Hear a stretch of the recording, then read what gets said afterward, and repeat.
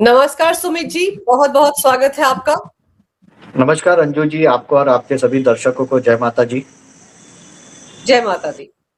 Sumit ji, Donald Trump ने Davos में जो भाषण दिया उसके बाद से यूरोप में उथल पुथल मची हुई है। जर्मनी कह रहा है कि मेरा $100 बिलियन का गोल्ड जो है वो अमेरिका वापस कर दे, और दूसरी तरफ ट्रेजरी बिल्स भी बेचने की तैयारी में है बहुत सारे यूरोपियन कंट्री। तो ये जो $100 बिलियन का गोल्ड जर्मनी का अमेरिका में पड़ा है, क्या अमेरिका इसको वापस कर पाएगा? अंजू जी, जो प्रॉब्लम अभी है, Donald Trump is under severe stress. वो बहुत ही स्ट्रेस में है क्योंकि अमेरिका की जो प्रभाव है विश्व पटल पे वो धीरे धीरे घटते जा रहा है। और उसका कारण है कि अब डॉलर की वैल्यू और यूएस इकोनॉमी में प्रॉब्लम चालू हो गए हैं। डॉलर के वैल्यू गिर रही है। अगर मैं एक इकोनॉमिक रिसर्च आपको बताऊं तो 1971 1971 से लेके आज तक डॉलर की वैल्यू में 98% का गिरावट हुई है। और उसका कारण है कि यूएस में जिस तरह से इकोनॉमी वीकन हुई है। ओके, आज रफली 35 लाख करोड़ डॉलर के जीडीपी पे उसका रफली 38 लाख करोड़ का लोन है। This is more than 1:1। Okay, which is not healthy. Economic terms में जैसे 70% क्रॉस करता है तो लोग उसको डरने लग जाते हैं, वो इकोनॉमी में प्रॉब्लम है। और ये तो 100% के ऊपर चला गया, यानी अभी तो 110% के आसपास ही आ चुका है। तो ये प्रॉब्लम के कारण डॉलर की वैल्यू गिरे जा रही है। हम लोग जो बातें कर रहे हैं, डोनाल्ड ट्रंप को पता है कि डॉलर की वैल्यू अब नहीं बची है और एक साल में उसकी वैल्यू और गिरेगी। और जब इस तरह का सिचुएशन आता है, ये पहली बार नहीं हुआ है, इसके पहले भी हमेशा हुआ है कि कोई भी फियाट करेंसी जब खत्म होती है तो वो जो बीच का ट्रांजिशन फेज होता है, जब दूसरी फियाट करेंसी आने वाली। फियाट करेंसी यानी कोई एक देश का करेंसी जिसको पूरी दुनिया एक्सेप्ट करती है, उसको फियाट करेंसी बोलते हैं। तो बीच का ट्रांजिशन फेज में असेट्स यानी रियल एसेट्स यानी गोल्ड, सिल्वर, अब प्लैटिनम भी ऐड हो चुका है, लैंड, इसकी वैल्यू बढ़ जाती है। ओके, पेपर की वैल्यू खत्म हो जाती है। तो अभी सभी देश को वैल्यू कहाँ दिखाई दे रहा है कि सोना में, चांदी में। एक्चुअली पहले सोने में हुआ। सोने में आप देखिए, जब बिटकॉइन एक्ट आया तब सोने का भाव कुछ 2000 डॉलर एक ट्रॉय आउंस का था। आज वो रफली $4600 हो चुका है, यानी रफली 2.25 गुना हो चुका है। और अगर आप देखें तो अभी मैं आज सुबह ही रिसर्च पेपर्स पढ़ रहा था, एनीवेयर फ्रॉम 6900 टू 5800 का रेंज है कि सोना ये लेवल तक जाने वाला है। मैं कोई इन्वेस्टमेंट एडवाइस नहीं दे रहा हूँ, यानी मैं इसलिए आपके चैनल पे ये क्रिटिकली बोल रहा हूँ क्योंकि I am not a influencer, we don't give any investment advice and we are not violating any of the SEBI code of conduct for YouTubers and influencers and social media guys. तो हम लोग जो बाहर का research है उसको ही coat कर रहे हैं। We are not making any separate independent forecast and advisory on this. मैं ये भी नहीं बोल रहा किसी ने सोना या चांदी खरीदना चाहिए। We are discussing this with in the framework of SEBI as a educational part, not as a investment advisory. तो और ये भी क्योंकि हम लोग इकोनॉमिक्स और पॉलिटिक्स डिस्कस कर रहे हैं, इसलिए ये बात आ रही है। ओके, तो this is a statutory disclosure from the SEBI point of view. अब coming back to the point कि इसके अंदर जब सोने का भाव बढ़ते जा रहा है तो लोगों को पता है कल सुबह कोई डॉलर ना ले। मैं आपको सिंपल बोलता हूँ, मैं आपको एक उदाहरण, एकदम सिंपल उदाहरण के, मेरी हुंडिया चलती है तो आपने मेरे पास से कुछ माल लिया, मुझे कुछ माल बेचा, मेरे पास पैसे नहीं, मैंने अपनी हुंडी आपको दे दी। अब आप किसी और के पास गए, भैया सुमित की हुंडी है, तो वो पहले आपको दे रहा था कि चलो चावल दे दिया या कुछ और दे दिया। बोलेगा सुमित तो अभी, यार सुमित की तो हालत बहुत खराब है, मैं उसकी हुंडी नहीं लूंगा, तो आपकी हालत तो खराब हो जाएगी। तो आप भी क्या बोलेंगे, भैया सुमित को बोलूंगी कि अगर आपके पास पैसा नहीं है तो एक काम करो, आप सोना दे दो, चांदी दे दो, घर पे आपके मम्मी डैडी का कोई सोना होगा वो दे दो, मैं उसके सामने काम चला लूंगी, मेरे को कोई टेंशन नहीं है। तो आज पूरी दुनिया इसलिए डॉलर से शिफ्ट होके गोल्ड, सिल्वर, प्रेशियस मेटल्स के तरफ जाने लगी है क्योंकि उनको डॉलर में धीरे धीरे कॉन्फिडेंस गिरते जा रहा है। और उसके कारण ही, और दूसरा क्या है मालूम है, अमेरिका में डोनाल्ड ट्रंप ने और उसके पहले बाइडेन ने जिस तरह से पूरा वो गांव के चौधरी लठ लेके सब जगह गुंडागर्दी करते हैं, उस तरह का बिहेवियर किया, जैसे रशिया के असेट्स दबा लिए। ओके, अब डोनाल्ड ट्रंप भी सब जगह बुली बन के घूम रहा है। तो उसके अंदर लोगों का कॉन्फिडेंस हिल जाता है क्योंकि जर्मनी है, फ्रांस है, फ्रांस ने रफली 7,000 टन जितना सोना उसका यूएस फेड के पास दिया है। हाँ, जर्मनी का है, वो लोग सब लोगों ने अपना सोना संभालने के लिए अमेरिका के पास दिया है। उसके सामने उनको इंटरनेशनल जो बोरोइंग फैसिलिटी मिल रही थी वो सब भी अमेरिका के और ब्रेटन वुड्स के थ्रू मिल रही थी, Bretton Woods mainly Bretton Woods का। तो उसके लिए करके उन लोग ने कन्वीनियंस के लिए किया था। अब उनको अमेरिका में भरोसा नहीं रहा है, तो उन लोग बोल रहे हैं कि भैया मेरा सोना आप मुझे दे दो, मैं अपने घर पे रखूंगा, मेरे घर पे भी तिजोरी है, ओके, मैं मेरे घर पे रखूंगा। इट इज लाइक कि आप मुझे बोलेंगे पहले आप अपने घर का सोना मेरे पास रखते थे कि ठीक है सुमीत जी आपके तिजोरी में रखो, आप भरोसे लायक हो। अब आपको पता चला कि सुमीत की हालत खस्ता हो गई है, तो आप बोलोगे सुमीत जी मेरा सोना दे दो, मेरे खानदान का खानदानी ज्वेलरी है, मेरे को अब आप पे भरोसा नहीं रहा है। That is exactly what Germany is doing now. उसको अब अमेरिका पे भरोसा नहीं रहा है। तो उसका कारण भी ये है कि जर्मनी को ये पूरा यूक्रेन वॉर के अंदर खींच के उसकी इकोनॉमी डुबाने वाला भी अमेरिका ही है। तो अब जर्मनी को वो पेन भी सता रहा है कि मुझे पहले उसने खींचा, अब वो पीछे से हट रहा है और मेरी बर्बादी कर रहा है। तो दीज आर मिक्स फैक्टर इसके अंदर, economics, local politics, inter relation between America and Germany, उनके बीच का जियो पॉलिटिक्स, ये सब एक साथ मर्ज हो गया। उसका रिएक्शन आ रहा है कि जर्मनी बोल रहा है भैया मेरा सोना वापस कर दो मुझे। अंजू जी। और ये वापस करना आसान होगा अमेरिका के लिए, या फिर डरा धमकाकर उसका भी मुंह बंद करवा देंगे डोनाल्ड ट्रंप, जैसे कि वो करते आ रहे हैं? सी अगर सोना पड़ा है, अभी क्या कॉन्स्पिरसी थियरी चल रही है जो मैं काफी टाइम से पढ़ रहा हूँ, अलग अलग जगह से सोर्सेस से आ रही है, कितना सच है झूठ है हमें पता नहीं, इसलिए मैं उसको कॉन्स्पिरसी थियरी बोल रहा हूँ। लेकिन अमेरिकन वॉल्ट से सोना गायब हो गया है, ऐसे कहा जा रहा है। और बीच में चांदी भी गायब हो गए, चांदी नहीं थी, टोटली खत्म हो चुकी थी। और तब जेपी मॉर्गन से फिजिकल चांदी यूएस ट्रेजरी ने खरीदनी पड़ी थी, और उसके बाद में चांदी में इतनी बड़ी तेजी आ गई है। ओके, तो अभी जो सिचुएशन है, अगर वापस will go back to the same example, क्योंकि इतनी बड़ी बात करने के बदले एक कॉमन मैन के एंगल से, तो अगर आपको सुनाई दे कि सुमित के पास गांव के 50 लोगों ने अपना सोना रखा है, उसके अंदर हिसाब में घोटाला है, कुछ लोगों का सोना गायब हो गया है, तो आपका मेरे पे भरोसा हट जाएगा। फिर आप बोलेंगे भैया मेरा दे दो। तो अगर उसके पास सोना होगा और वो देना चाहेगा, उसमें और एक एंगल भी आ जाता है कि अमेरिका चाहेगा कि मैं जर्मनी पे अपनी बुलिंग का कंटिन्यू रखूं, क्योंकि जिस तरह का डोनाल्ड ट्रंप का बिहेवियर है, he is not a person who is working with soft power जैसे ओबामा या बिल क्लिंटन करते थे। हाँ, ही इज लाइक अ बुली कि वो भाई मैं तो अब तुझे नहीं दूंगा, तेरा सोना मेरे पास रहेगा क्योंकि मैं तुझे गुलाम बना के रखना चाहता हूँ। तो आपकी ये जो थियरी है उसमें पॉसिबिलिटी बहुत हाई है, उसके अंदर नकार नहीं कर सकते उसको।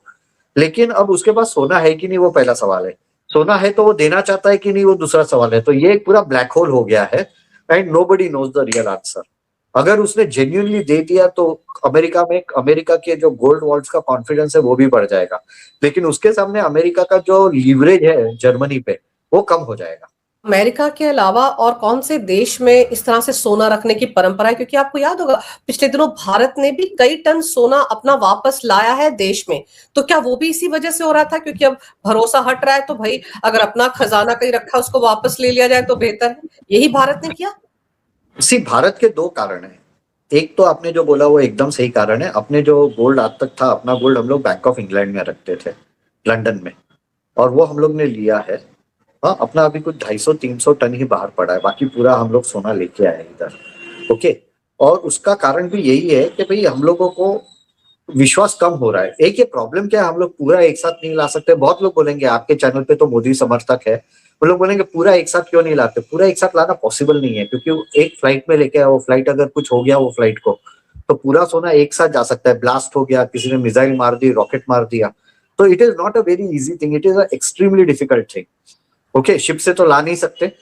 और दूसरा प्रॉब्लम ये है कि दूसरा पॉजिटिव पॉइंट ये है कि अब भारत के अंदर जो एस्टेब्लिशमेंट है आरबीआई में, मिनिस्ट्री ऑफ फाइनेंस में, उनमें कॉन्फिडेंस आने लगा है कि इकोनॉमी इज गोइंग स्ट्रांग, तो अपने जो रिजर्व्स है वो हम बाहर रखे गारंटी के लिए, उसके बदले हमारे यहाँ रहेगा और ऑडिट होता रहेगा बराबर। तो एक अंतरराष्ट्रीय संस्था है जैसे वर्ल्ड बैंक है, आईएमएफ है, उनके जो एसडीआर रिजर्व्स के लिए उनको जो रिक्वायरमेंट है वो सब के लिए दे विल ट्रस्ट अस। तो दो चीजें साइमल्टेनियसली, एक तो ऑफकोर्स विश्वास नहीं है, वो बहुत बड़ी बात है, और उसका कारण भी रशिया है कि जिस तरह से वेपनाइजेशन किया। कल सुबह अगर हम लोग मानेंगे नहीं अमेरिका की बात और बोलेंगे कि हम तो रशिया से तेल रहे हैं, हम ईरान ईरान को सपोर्ट कर रहे हैं, या फिर हम बांग्लादेश में हमारा व्यू अमेरिका से अलग हो जाए और उसने वो सोना जब्त कर लिया, तो क्या होगा। इसलिए हम धीरे धीरे वो सोना ला रहे हैं। और साथ में अपनी स्टैंडिंग इंटरनेशनल मार्केट में फिनेंसिंग सेक्टर में बढ़ रही है। उसके कारण भी हमारा रेपुटेशन, सी ये कहाँ से ये कॉन्फिडेंस आया कि हम सोना ला सकते हैं, क्योंकि इकोनॉमिकली इंटरनेशनल मार्केट में हमने एक अपना स्ट्रेंथ प्रूव कर लिया है, अपनी क्रेडिबिलिटी प्रूव की है, तब ये कॉन्फिडेंस आया कि हम ले सकते हैं वापस। अंजू जी। जैसे आपने कहा लंदन में हमारा सोना है, अमेरिका के पास भी हमारा गोल्ड है या नहीं? नहीं, अपना अमेरिका के पास कुछ नहीं है। लेकिन जैसे आपने रशिया की बात की कि रशिया के बहुत सारे एसेट जो है फ्रीज कर दिए थे अमेरिका ने, जब उन पे बहुत सारे सैंक्शंस लगाए थे। और आपको याद होगा अभी जो बोर्ड ऑफ पीस बन रहा है उसमें जो $1 बिलियन देने की बात हो रही है कि आप फिर मेंबर बन जाएंगे, आप अपनी बात भी कह पाएंगे, उसमें रशिया ने यही तो कहा कि हमारे जो एसेट $9,000 करोड़ के आपके पास है, कृपया करके उनमें से ले लिए जाए, पैसे तो ज्यादा बेहतर है। और मतलब जहां तक खबर आ रही है उसके हिसाब से डोनाल्ड ट्रंप राजी भी हो गए। पुतिन का ये स्टेटमेंट जब मैंने पढ़ा तो मुझे समझ में नहीं आ रहा था मैं हंसू या रो, क्योंकि पुतिन तो बनियों से बड़ा बनिया बन गया है। उसने जिस तरह का स्टेटमेंट किया वो बनियों का बड़ा बनिया बन गया है आज के तारीख में। ओके, उसको पता है कि उसको इंटरनेशनल लीवरेज चाहिए। उसको वो भी पता है कि बोर्ड ऑफ पीस के अंदर उसने खुद के पैर, जो हम लोग अंग्रेजी में foot in the door approach बोलते हैं, क्योंकि जो बोर्ड ऑफ पीस का कंसेप्ट था पहले, it was only for Gaza. Gaza में से उसका जो पहला यूनाइटेड नेशंस में जब अप्रूव हुआ था तब वर्ड गाजा था, गाजा के बदले डिस्प्यूटेड टेरिटरीज हो गया है। और उसके अंदर यूक्रेन भी आ जाएगा, क्योंकि यूक्रेन और रशिया का वॉर चल रहा है। तो Russia will want to have a say in that कि भैया मैं भी इसके अंदर कुछ बोल सकूं। भले ये बात अलग है कि board of peace is more like Chaudhary का पंचायत के एक ही आदमी बोलेगा, बाकी सबने जी हुजूरी करनी है। जितने भी देश पुतिन ने, सॉरी ट्रंप ने साथ में लिया वो सब जी हुजूरी वाले ही है। ओके, इसलिए यूरोप मान नहीं रहा है। ओके, और पाकिस्तान पहले ही मान गया। लेकिन पुतिन का ये है कि मेरा पैसा वैसे भी वहां अटका हुआ है, वो पैसे को मैं लीवरेज करके यूज करूं, और मैं उसमें से मैं थोड़े पैसे के आप रख लो, हाँ, $1 बिलियन यानी जो भी है 8,000 करोड़ रुपए जैसा है, आप $1 बिलियन रख लो और मुझे से दे दो इसके अंदर।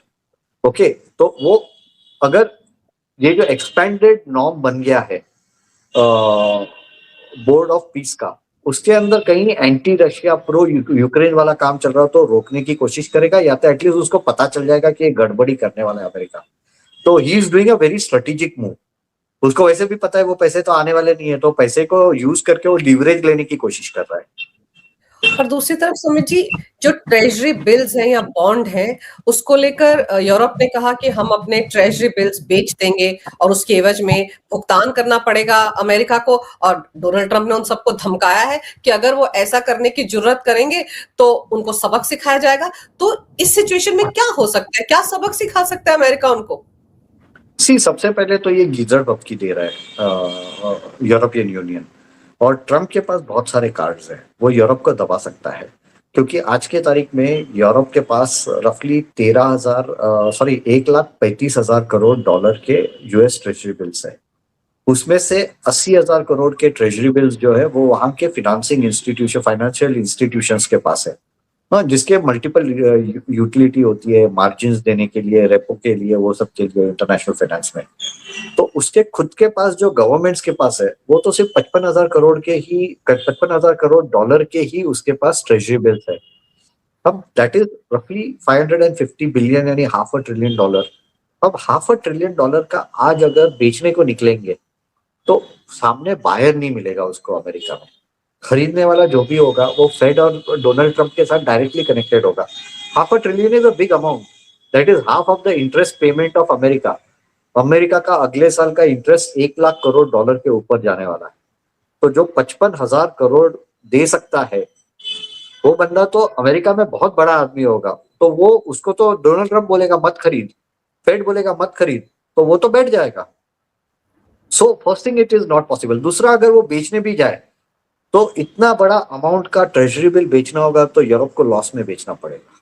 आज भी वो लॉसेस पे बैठे हैं, ऐसा नहीं है कि आज प्रॉफिट पे है, क्योंकि वो जो ट्रेजरी बिल्स थे उसके मार्केट वैल्यूज गिर गए हैं जब से ब्याज बढ़ा है। तो उनके पास ऑप्शन नहीं है, वैसे भी लॉस में बैठे, उसके ऊपर बेचने जाएंगे तो और लॉस होगा। So nobody will be so smart to, over smart to actually do this foolishness.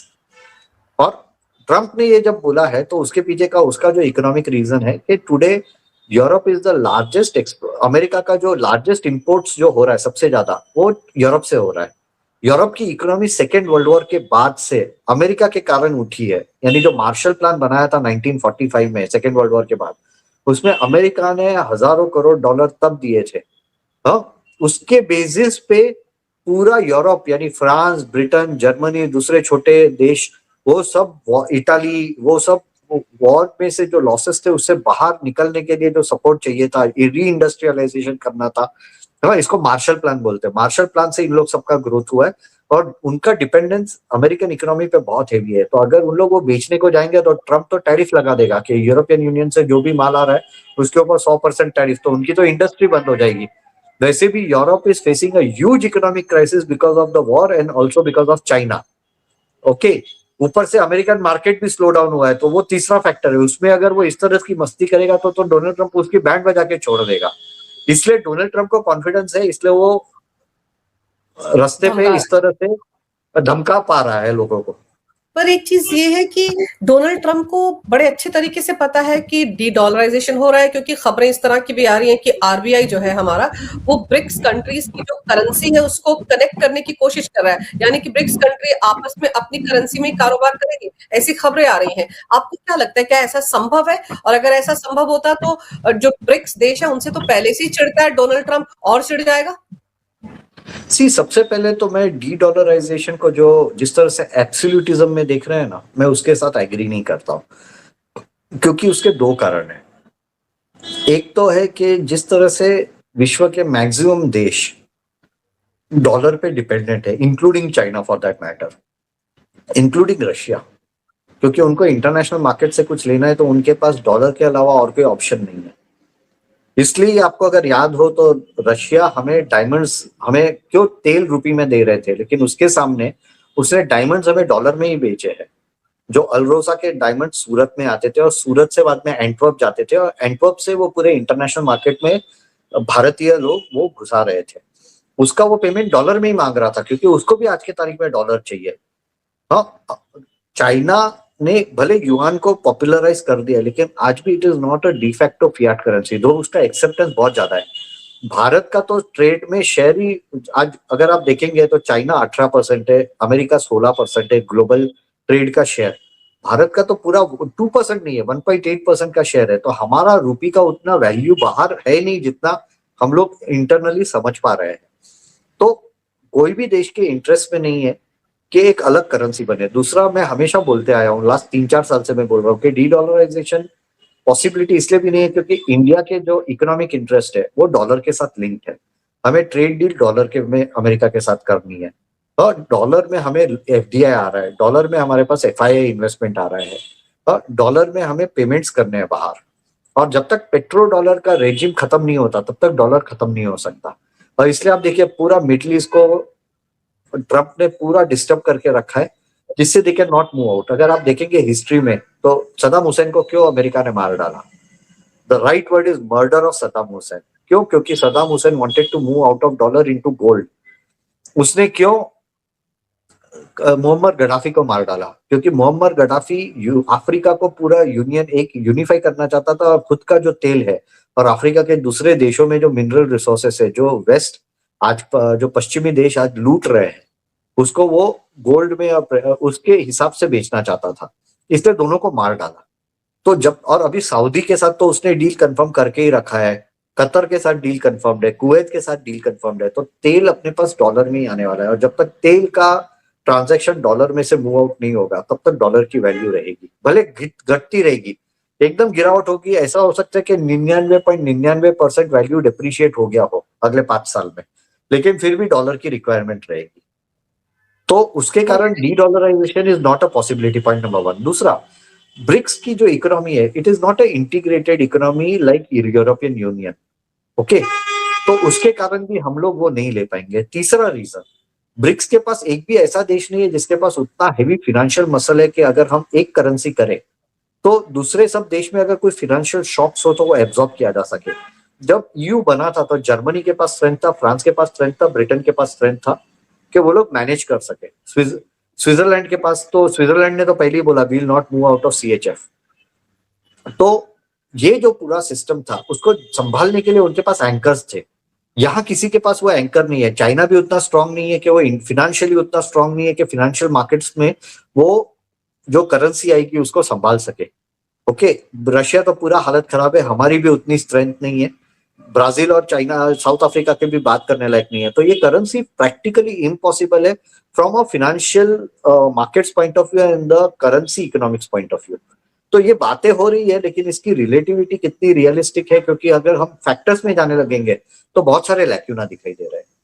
मैं आपसे ये समझना चाह रही हूँ कि जैसे अमेरिका डॉलर में कारोबार करता है या अमेरिका ट्रेजरी बिल्स बेचता है या बहुत सारे देशों का गोल्ड सिल्वर उसके पास रखा हुआ है, तो ये तो मतलब डराने धमकाने के लिए और बुली करने के लिए अमेरिका ऐसा करता रहा है। और अब अमेरिका की हालत भी डामाडोल हो रही है, इसलिए लोगों को लगता है कि भाई इस पे भरोसा करने से अच्छा अपने पास चीजें रखें। तो ऐसे में अमेरिका की साख तो गिर ही रही है ना, भले ही मागा मागा करते रहे डोनाल्ड ट्रंप। ये मागा मागा जो है ना, वो राज ठाकरे और उद्धव ठाकरे किस तरह से मराठी मानुस कर रहे हैं, उस तरह का जिंगोइज्म है।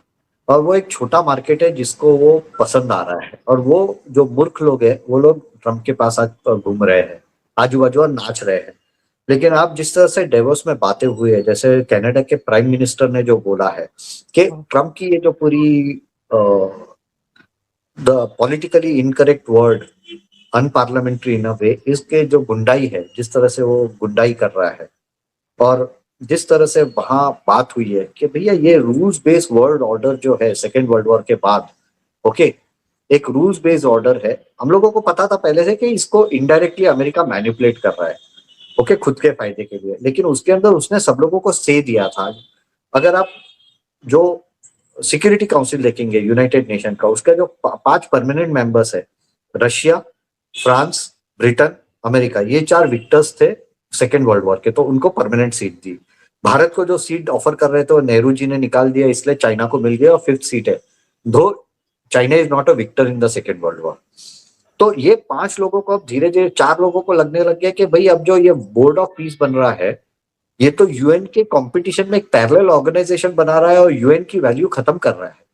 और उसके ऊपर हमें वीटो पावर नहीं है, हमारा से नहीं है, क्योंकि हम बोल सकते हैं लेकिन फाइनली तो जो ताऊजी को करना होगा वही ताऊजी करेंगे, तो हमारी क्या बात की वैल्यू ही नहीं रहने वाली है। तो ये पूरा जो फैक्टर बन रहा है, this is not in the interest. और इसलिए कनाडा के प्राइम मिनिस्टर ने जो बोला कि हमको पहले भी पता था, लेकिन अब जिस तरह से वर्ल्ड का रूल्स बेस्ड ऑर्डर खत्म होते जा रहा है, उसके कारण लोगों को अब डिसाइड करना पड़ेगा कि उनको अमेरिका के साथ टिके रहना है कि नहीं। क्योंकि कनाडा को भी प्रॉब्लम हो गया, ग्रीनलैंड के बाद अगर आप मैप पे देखेंगे, एक बार ग्रीनलैंड पे अमेरिका का कंट्रोल आ गया तो कनाडा के नॉर्थ में Greenland which is a territory of America, उसके ईस्ट में अटलांटिक कंट्रोल है, अटलांटिक फ्लीट का कंट्रोल है, उसके वेस्ट में पैसिफिक फ्लीट का कंट्रोल है, तो और नीचे तो अमेरिका ही है वापस। तो कनाडा टेक्निकली ब्लॉक हो जाता है कि वो कुछ नहीं कर पाएगा, उसके पास एक भी सी रूट नहीं है। और ग्रीनलैंड के कारण उसका जो आर्कटिक रूट बना सकता है कनाडा खुद के इंडिपेंडेंस और स्ट्रेटेजिक ऑटोनॉमी के लिए, वो भी खत्म हो जाता है। तो उसको ऑप्शन ही नहीं रहेगा, उसको 51st स्टेट बनना पड़ेगा अमेरिका का। इसलिए कनाडा को भी ये पसंद नहीं है, और वो कल बोल चुका है उसका प्राइम मिनिस्टर। भले वो उसने जो बोला बहुत ही पॉलिटिकली राइट और डिप्लोमेटिक मैनर में बोला है, लेकिन it is a very hard hitting speech. और बिल्कुल सही कहा ना, जिस तरह से घेरने की कोशिश हो रही है। आपको याद होगा जब शपथ ली थी डोनाल्ड ट्रंप ने, उसके तुरंत बाद कहना शुरू कर दिया था कि 51st स्टेट बना देंगे कनाडा को अमेरिका का।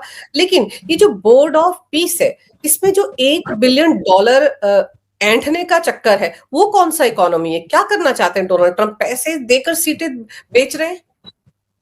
उसमें भी एक प्रॉब्लम है। अगर आप उसका स्ट्रक्चर देखेंगे तो उसके अंदर उसका जवाई है, ओके, जैरेड कुशनर, उसके साथ में एक फंड मैनेजर, एक बड़े फंड का, उसके साथ में टोनी ब्लेयर है। ये लोग सब, यानी ये पैसा कहाँ यूज होने वाला है, किसके हाथ में पैसा रहेगा? यानी ये तो ऐसे हो गया जैसे शिवसेना और मनसे वाले मेरे पास गणपति के लिए चंदा लेने आते हैं और मैं पैसा उनको दे देता हूँ क्योंकि मुझे देना पड़ता है। और बाद में क्या होता है, उन लोग कहाँ यूज कर रहे हैं, बहुत सारे एलिगेशन आप देखेंगे। आप इवन भाऊ तोसेकर जी जैसे बहुत ही सीनियर लोग आपके चैनल पे आते हैं, उन लोग भी बहुत क्रिटिसाइज किया है इनको खुद के चैनल पे। आप क्या किया है कि नहीं मुझे पता नहीं है, हाँ, कि किस तरह से यूज होता है। अब तो ये पब्लिक डिस्कोर्स हो गया है कि उन लोग बाद में और पैसे कैसे यूज करते हैं वो पता ही नहीं है। ट्रम्प का भी सेम हालत है, लोगों को पता नहीं है वो, अगर अभी आज 70 देश या 80 देश आ जाए तो $8,000 करोड़ उसके पास रहेंगे, उसका क्या करने वाले हैं? वो कहाँ यूज होगा, किस लिए यूज होगा, कोई बात पता नहीं है। उसके पर कंट्रोल भी उसका ही रहेगा, और 3 साल का ये मेंबरशिप है, 3 साल के बाद वही डिसाइड करेगा कि इसमें आगे क्या करना है। ये ऐसा तो नहीं होगा कल सुबह, ये मेरा क्वेश्चन है, I don't know, I am thinking from my angle, ये मेरा विचार है। 3 साल के बाद बोलेगा अब आपको मेंबरशिप रिन्यू करनी है तो वापस $1 बिलियन और दे दो। तो क्या होने वाला है, इसका कोई स्ट्रक्चर यूनाइटेड नेशंस में एटलीस्ट हमें पता है कि स्ट्रक्चर है कि पैसा हम देंगे, जो मेंबरशिप हर साल होती है, कंट्रीब्यूशन होता है, वो किस तरह से यूज होता है, उसका ऑडिट होता है, सब लोगों को हिसाब मिलता है, सब लोगों को पता चलता है, इवन मेरे और आप जैसे लोगों को भी पता चलता है। ये भैया तो क्या करने वाले किसी को पता नहीं है, ये तो पैसा खुद के घर पे ले लेंगे। बिल्कुल, जिस तरह से इन्होंने क्रिप्टो करेंसी वो बिटकॉइन के लिए पाकिस्तान के साथ डील की है, अभी-अभी मुल्ला मुनीर ने भी $1 बिलियन उनकी कंपनी में डाले हैं, तो सब क्या है? वो पैसे ही तो इकट्ठा कर रहे हैं अपने लिए, मनी, मनी, मनी। एक्चुअली तो हर एक American president has been very corrupt, लेकिन उन्होंने trade deal, oil deal, defence deals, आपस के सेटलमेंट्स, उसमें पैसे बनाए। डोनाल्ड ट्रंप जो लेवल का काम कर रहा है ना, ये तो एकदम यूपी बिहार में जो फिरौती लेने वाले लोग हैं ना, उनको भी शर्म आ जाएगी कि भाई हम कुछ नहीं है डोनाल्ड ट्रंप के सामने। ये जो सोने चांदी के दाम बढ़ रहे हैं, घट रहे हैं, बड़ी उथल पुथल मची हुई है सिल्वर मार्केट में, गोल्ड मार्केट में, ये क्या है? कब जाके थमेगा ये सब कुछ? सी, मैं एक चीज बोल सकता हूँ, स्पेकुलेशन बहुत हाई है, रोज उनको एक्टिविटी करनी होती है, और एक्टिविटी के लिए कुछ कहानी बनानी पड़ती है रोज। एक तो मुझे पता है कि 2 साल के बाद से ये XYZ अमाउंट होगा।